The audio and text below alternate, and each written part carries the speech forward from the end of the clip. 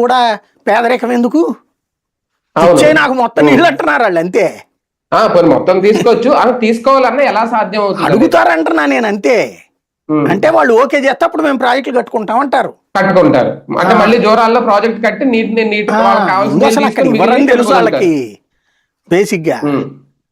కాకపోతే కాలక్షేపం జరగాలి కొన్ని రోజుల పాటు.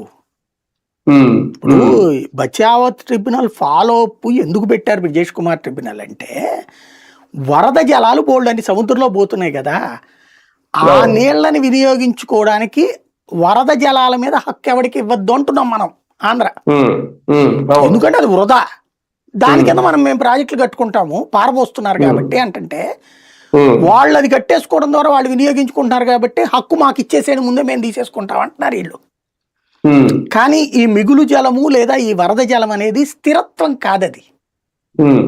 ఈ ఏడాది వరద వచ్చింది, ఇంకో 4 ఏళ్ళు వరదే ఉండదు, డ్రై అవుతుంది. అప్పుడు హక్కు కింద దీన్ని చూపెడతారు. అది ఆంధ్ర గొడవ అంతా కూడా.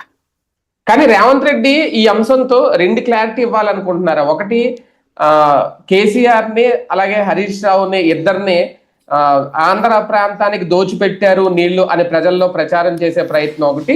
రెండోది, ఆంధ్రప్రదేశ్ సీఎం కి నేను ఎలాంటి సహకారం అందించట్లేదు, నేను తెలంగాణ ప్రయోజనాల కోసమే పనిచేస్తున్నాను అని చెప్పడం ఒకటి.